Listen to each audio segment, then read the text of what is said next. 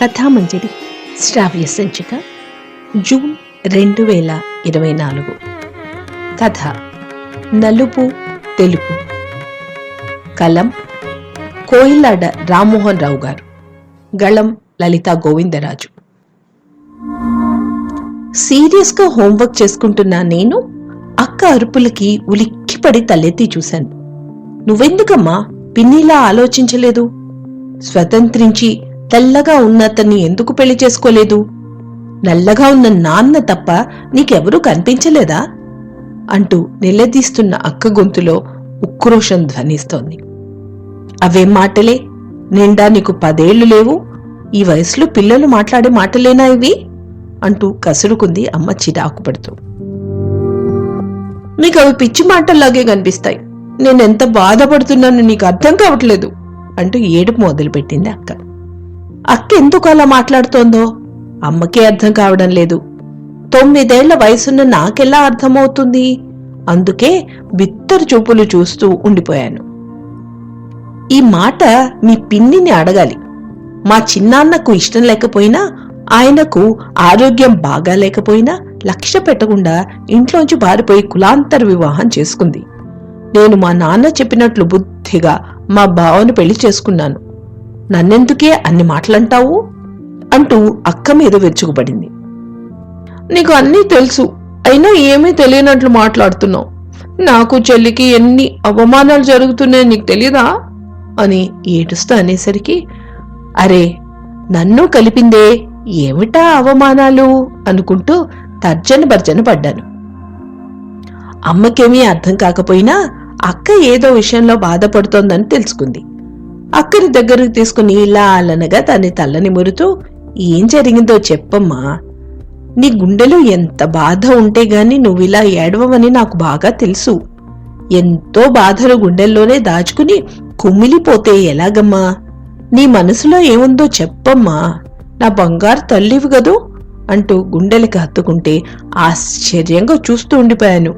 అయినా అక్క ఏడుపు ఆగలేదు. కాసేపు పోయాక నోరు విప్పింది. గాయత్రిని చూడు, తెల్లగా ఎంతో అందంగా ఉంటుంది. నేను చెల్లి కూడా నలుపే. మాకు లేని అందం దానికెలా వచ్చింది? పిన్ని కూడా నీలా నాన్నలా నలుపే, కానీ తెలివిగా ఆలోచించి చక్కగా తెల్లగా ఉన్న భరద్వాజ్ బాబాయిని ప్రేమించి పెళ్లి చేసుకుంది. అందుకే తెల్లటి పిల్లను కన్నది అంటూ వెక్కి వెక్కి ఏడుస్తూ తన మనసులో ఉన్న బాధను కక్కేసింది. అక్క చెప్పింది నిజమే. మా ఇద్దరిని గాయత్రితో పోల్చుతూ మాతో చదివే పిల్లలు, మా బంధువులు ఏడిపిస్తూ ఉంటారు నల్లగా ఉన్నామని. అయితే అది మా అమ్మ కంట పడకపోవడం వల్ల అమ్మకు ఆ విషయం తెలియకపోవడంలో ఆశ్చర్యం లేదు. నేను చెల్లి ఏం పాపం చేశామని నల్లగా పుట్టాం? కర్రిది అని అందరూ మమ్మల్ని ఏడిపిస్తుంటే నాకు చచ్చిపోవాలనిపిస్తుందమ్మా అంటూ బోర్ని ఏడుస్తుంటే నాకు ఏడుపాగలేదు.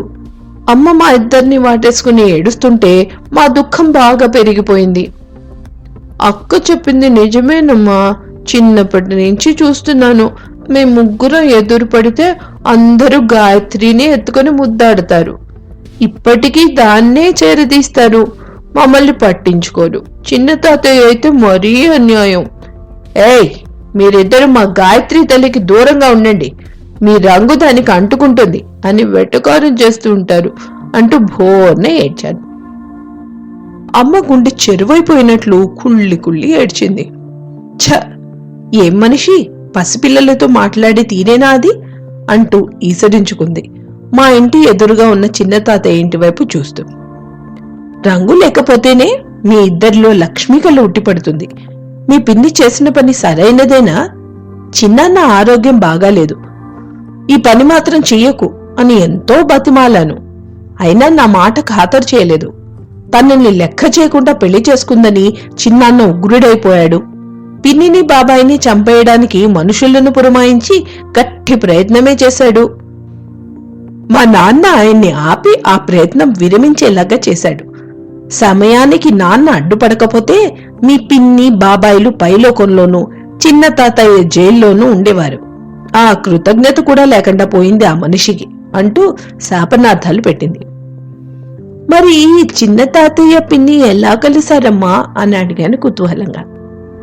పిన్ని పెళ్ళాక ఆయన ఆరోగ్యం బాగా క్షీణించింది. 2 ఏళ్ల పాటు మంచాన పడ్డాడు. చనిపోతాడని అనుకున్నాము అందరము. అప్పుడు కూడా మా నాన్నే వాళ్ళిద్దరినీ కలపడానికి పూనుకున్నారు. ఆయన పదే పదే పోరడం వల్ల దిగి వచ్చాడు మీ చిన్న తాతయ్య. కూతుర్ని మనవరాల్ని చూసేసరికి ఆయన కోపమంతా ఆవిరైపోయింది. అప్పటి నుంచి మీ పిన్నిని బాబాయిని గాయత్రిని వదలలేదు. ఆనాటి నుంచి వాళ్ళు ఆయనతోనే ఉంటున్నారు అంటూ ముగించింది.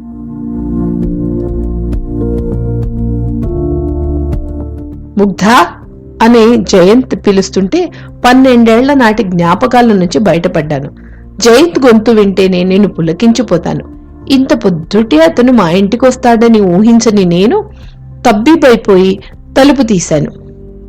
ఇంట్లోకి అడుగు పెడుతూనే నన్ను ఎగాదిగా చూసి, నువ్వు ఇంకా లేస్తావో లేదోనని సంశయపడుతూ ఉన్నాను. అబ్బో, అప్పుడే స్నానం కూడా ముగించి తయారైపోయినట్టున్నావే అన్నాడు నన్ను మెచ్చుకోలుగా చూస్తూ. ఈరోజు శ్రావణ శుక్రవారం. నేనేమిటి, అందరు ఆడపిల్లలు తొందరగానే తయారవుతారు అన్నాను. మీ అక్క, అమ్మ, నాన్న కనిపించరే అంటూ అటూ ఇటూ చూశాడు.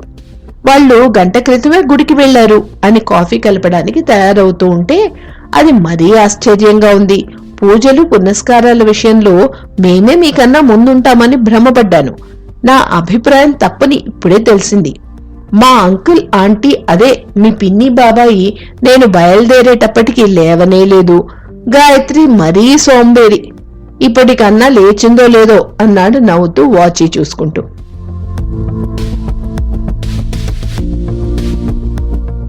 జయంత్ మా బాబాయికి దూర బంధువు. అతను హైదరాబాద్ నుంచి ఏదో ట్రైనింగ్ నిమిత్తం ఇక్కడికి వచ్చాడు. నేను అక్క అతన్ని ఎప్పుడో చిన్నప్పుడు చూసాం. అప్పటికి ఇప్పటికీ అతను చాలా మారిపోయాడు. 6 అడుగుల ఎత్తుతో తెల్లగా అందంగా మెరిసిపోతున్న జయంతిని చూసి నేను అక్క మనసు పారేసుకున్నాం. కానీ అతను మాకు అందని ద్రాక్ష అని తెలుస్తూనే ఉంది.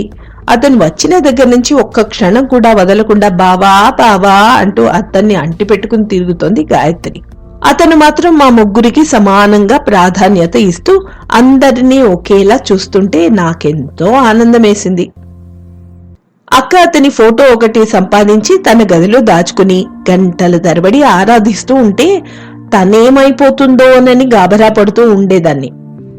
జయంత్ అంటే నాకు చచ్చేటంత ఇష్టమున్నా వాస్తవాన్ని ఆకలింపు చేసుకున్న నేను పరిస్థితులకు అనుగుణంగా రాజీ పడేదాన్ని. కాని అక్క అలా కాదు. జయంత్ని తన వైపుకి ఎలా తిప్పుకోవాలా అని నిరంతరం ఆలోచిస్తూ ఉండేది. ఆ విషయాన్ని తను నాకు స్వయంగా చెప్పకపోయినా నాకన్నీ తెలుస్తూనే ఉండేవి. కాని ఆమె చేస్తున్న ప్రయత్నాలేమిటో నేను పసిగట్టలేకపోయాను. నల్లగా ఉన్నానన్న ఆత్మన్యూనత ఆమెను దహించేయడం మొదలైంది. నువ్వలా బాధపడకు, అదేమీ అవకరం కాదు. చాలా మంది తెల్లగా ఉన్న పిల్లల కన్నా నువ్వు చెల్లి అందంగా ఉంటారు అని చెప్పే అమ్మ మాటల్లో నిజమున్నట్లు తనకు తోచేది కాదు. కాకి పిల్ల కాకికి ముద్దు అనుకుంటూ గోణుక్కునేది. సోషల్ మీడియాలో వచ్చే వార్తలు, వీడియోలు అక్కను పాడు చేశాయి. శరీర ఛాయను మార్చుకోవడానికి అడ్డమైన వాళ్లు చెప్పిన సలహాలన్నీ మాకు తెలియకుండా పాటిస్తూ ఉండేది. ఎన్నో రకాలైన మందులు మింగింది. లెక్కలేనన్ని లేపనాలు రాసుకుంది. అప్పుడు అద్దం ముందు నుంచుని తనలో వస్తున్న మార్పులను గమనిస్తూ మురిసిపోయేది. త్వరలోనే తన చర్మం తెల్లగా అయిపోతుందని ఆశపడుతూ ఉండేది. అయితే అవన్నీ చివరిదాకా మాకు తెలియకుండా జాగ్రత్త పడింది. ఒకరోజు తన కుడి చేతి మీద ఉన్న తెల్లని మచ్చను చూపిస్తూ అసలు విషయం బయట పెట్టేసింది. ఇదిగో చూడు, ఈ తెల్లని మచ్చ. నా ప్రయోగం విజయవంతం అయినట్లే. త్వరలోనే నా ఒళ్లంతా తెల్లగా అయిపోతుంది. నలుపు రంగుకు కారణమైన మెలిమిన్ పిగ్మెంట్ ను నా ప్రయోగాలతో అదుపు చేస్తున్నాను. ఈ ప్రయోగం ఫలిస్తే నువ్వు కూడా తెల్లగా అయిపోవచ్చు. అప్పుడు మన ఇద్దరం గాయత్రి కన్నా అందంగా కనిపిస్తాం. అప్పుడే ఈ విషయం అమ్మా నాన్నలకు చెప్పొద్దు అంటూ ఒట్టేయించుకుంది. అప్పుడు నాలో గాభరా మొదలైంది. దీని పర్యవసానం తీవ్రంగా ఉండవచ్చునని పసిగట్టాను. అక్కతో ఆ ప్రయోగాలన్నీ మాన్పించేయాలని గట్టిగా ప్రయత్నించాను. అయినా మూర్ఖంగా తన పట్టును విడవలేదు. నేను భయపడుతున్నట్లే అయింది. ఏ మందు మింగిందో ఏమో, మొదటి మచ్చ కనిపించిన 5 రోజుల్లోనే ఒళ్లంతా తెల్లని మచ్చలు వచ్చేశాయి.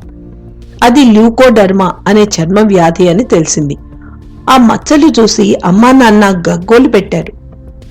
చదువుకున్న దానివి ఇంత ఇంగిత జ్ఞానం లేకుండా ఎలా ప్రవర్తించావు అని స్కిన్ స్పెషలిస్ట్ చివాట్లు పెట్టి మందులు రాసిచ్చి, ఈ మందులు జాగ్రత్తగా వాడు, గ్యారంటీ ఏమీ లేదు, నీ అదృష్టం బాగుంటే మునుపటి రూపు రావచ్చు అనేశాడు. అప్పటి నుంచి అక్క ఒక రకమైన డిప్రెషన్లోకి వెళ్ళిపోయింది. అసలు విషయం తెలిసేసరికి పరిస్థితి చేయి దాటిపోయింది. అక్క ఇప్పుడు తన గదికి పరిమితమై ఒంటరిగా ఉండిపోయింది. ఆఖరికి నన్ను కూడా రానివ్వడం లేదు. తను ఏమైపోతుందోనని నేను, అమ్మా, నాన్న భయపడుతున్నాం.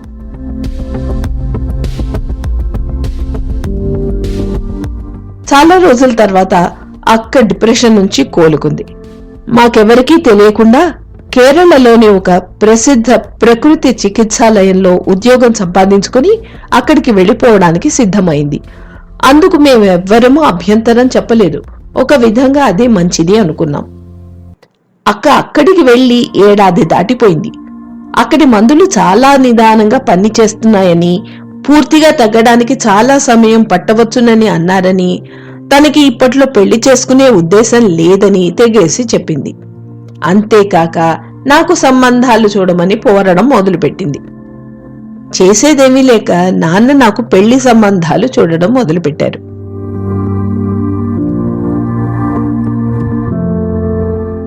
ఏడాది తర్వాత జయంత్ మళ్లీ మా ఊరు వచ్చి నన్ను కలిశాడు.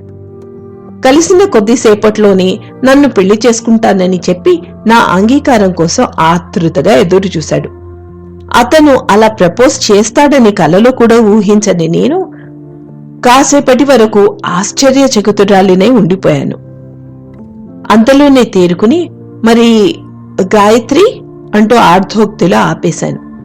గాయత్రికి నాకు నప్పదు. ఆ విషయం నాకెప్పుడో తెలుసు. నేను నిన్ను పెళ్లి చేసుకోవాలని క్రితం ఏడాదే నిర్ణయించుకున్నాను. ఇన్నాళ్లు నీ గురించి, మీ అక్క స్నిగ్ధ గురించి చాలా విషయాలు తెలుసుకున్నాను. అంతేకాదు 3 నెలల క్రితం మీ స్నిగ్ధను కూడా కలిశాను అనేసరికి దిగ్భ్రాంతిగా చూశాను. గాయత్రి కారణంగా మీరిద్దరూ అనుభవించిన క్షోభను అర్థం చేసుకున్నాను. సందు దొరికితే చాలు మిమ్మల్ని చిన్నపుచ్చడానికి దారులు వెతికే గాయత్రి తత్వం తెలుసుకున్నాక ఆమె అంటే అయిష్టం మొదలైంది. అందగత్తెనన్న అహంకారంతో మిడిసిపడే గాయత్రికి దూరంగా ఉండిపోతూ వచ్చాను ఇన్నాళ్లు. క్రితం ఏడాది వచ్చినప్పుడు మీ ముగ్గురి పట్ల సమానమైన ఇష్టం ఉండేది. గాయత్రికి అందం మాత్రమే ఉంది. మీ ఇద్దరిలో ఎన్నో ప్రత్యేకతలు కనిపించేవి. స్నిగ్ధ పాడే పాట వింటుంటే నన్ను నేను మర్చిపోయేవాడిని. నువ్వు రాసే కవితలు, వేసే బొమ్మలు నన్నెంతో ఆకట్టుకున్నవి. మీ ఇద్దరికీ ఉన్న అద్భుతమైన ప్రతిభ నన్ను ముగ్ధుణ్ణి చేసింది. అంతేకాదు మీ ఇద్దరి తెలివితేటలు, మీకున్న పరిజ్ఞానం, చురుకుదనం, మన సంస్కృతి పట్ల మీకున్న ఆపేక్ష, ఇలా ఎన్నో నేను మీకు ముఖ్యంగా నీకు దగ్గర కావడానికి దోహదపడ్డాయి. ప్రతిసారి గాయత్రిని మీతో పోల్చుకుని చూసేవాడిని. ఎప్పుడూ ఆమె మీకన్నా ఒక మెట్టు తక్కువగానే ఉన్నట్టు అనిపించింది. గత ఏడాది ఇక్కడికి వచ్చినప్పుడు గాయత్రిని పట్టించుకునేవాడిని కాదు. మీ అక్క కనపడేది కాదు. ఎందుకన్న విషయం నాకు కూడా ఆలస్యంగా తెలిసింది. ఆ సమయంలోనే కదా తను తెల్లగా అవడం కోసం రకరకాల ప్రయోగాలు చేసింది. అలా నువ్వు మాత్రమే నాకు బాగా దగ్గరయ్యావు. ప్రతి విషయంలోనూ గాయత్రిని నీతో పోల్చి చూసేవాడిని. తన అందంతో అందరూ కుర్రాళ్లను తన చుట్టూ తిప్పుకుంటూ చదువుని, మన ఆచార వ్యవహారాలను, సంస్కృతిని పక్కన పెట్టేసిన గాయత్రి పట్ల నాకు అయిష్టం క్రమక్రమంగా పెరిగిపోయింది. నువ్వు మీ అక్కల ఆత్మన్యూనతకు లోనవ్వకుండా అచంచలమైన ఆత్మవిశ్వాసంతో అన్ని విధాలుగా ఉత్తమంగా ఉండడం నాకు బాగా నచ్చింది. ఇన్ని మంచి లక్షణాలున్న నిన్ను ఎంత త్వరగా నా దాన్ని చేసుకోవాలా అని తహతహలాడుతున్నాను అంటూ అతని కళ్లలో కనిపించిన నిజాయితీ, అభిమానం నన్నెంతో కదిలించాయి. తట్టుకోలేని ఆనందంతో తలమునకలు అవుతున్నాను. నా సంపూర్ణ అంగీకారం తెలుపుదామన్న సమయంలో అక్క గుర్తుకొచ్చింది. దాంతో నా మూడ్ ఆఫ్ అయిపోయింది. నువ్వంటే నాకు ప్రాణం.